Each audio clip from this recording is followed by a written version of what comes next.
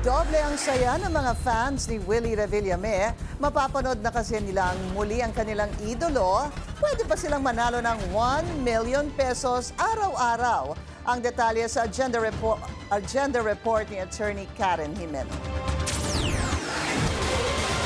Willie Revillame is back at may bago siyang game show kung saan maaaring manalo ang viewer ng 1 milyong piso araw-araw. Pero hindi gaya ng mga nakaraang game show ni Willie, no need nang pumila ang mga tao para makasali sa tinatawag niyang Will Pick. Una, you have to register sa willionaire.com and then pwede ka mag-scan. Pag nag-scan, makikita mo doon yung paano ka mag-join. Yung number mo and then password mo and then magpipicture ka, hawak mo yung ID mo na dapat 21 years old above. Nung binigay ko yung proposal na to at concept, I talked to the lawyers, legal team of PAGCOR with the presence of Chairman Enco. Very accommodating siya. Pero dapat really lagi mong sasabihin sa kanila, this is a raffle game show. Hindi naman ito yung talagang susugal ka eh. Sa bawat raffle, it's only 20 pesos. So 60 pesos naka-package.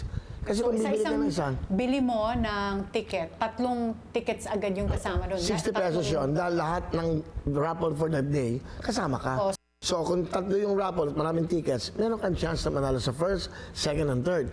If ever na you want to buy all the tickets, kung ikaw ay lucky day mo, kung may pagkakataon na pwede kang manalo ng 3 beses sa isang raffle. Does that mean pwede ka maka 3 million in Yes, one day? kasi 3 million yeah, in one kasi day? when you buy the tickets, di ba? So 3 raffles yun eh.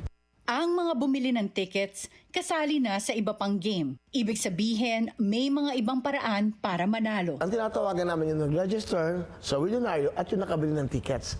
So ibig sabihin, 2 chances mo na pwede ka manalo sa spin a wheel, at the same time, pwede ka dun sa wheel pick na maging milyonaryo.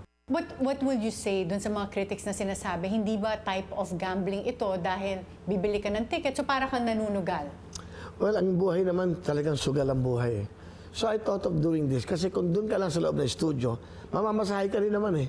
Di ba? So babiyahe ka din, gagastos ka din. Eto, nasa bahay ka lang eh. Parang kami na yung lumalapit sa inyo. Kami na yung kumakatok sa papremyo. Di ba? But you have to buy tickets. Nandiyan ang sweepstake, nandiyan ang lotto, nandiyan ang playtime, nandiyan ang bingo plus. Ano? But this one with entertainment. Hindi to totally sugal. Aminado din si Willie na malaking hamon ang pagbuo ng isang game show. Totoo ba na abonado ka dun sa pinapamigay yung premyo especially for the earlier episodes? Well, of course, you have to invest eh. Sabi ko nga siya, ang buhay sugal eh. Siya ganun talaga. So sana, hopefully in the future, mas maraming bumili tickets para mas maraming manalo. Abangan ang full interview kay Willie Revillame sa At the Forefront. Part 1 sa Lunes, Part 2 sa Martes, 9 a.m. sa Billionario News Channel. Para sa agenda, Attorney Karen Jimeno, Billionario News Channel. Mag-follow sa aming mga social media accounts at mag-subscribe sa aming YouTube channel para sa pinakahuli at eksklusibong mga balita.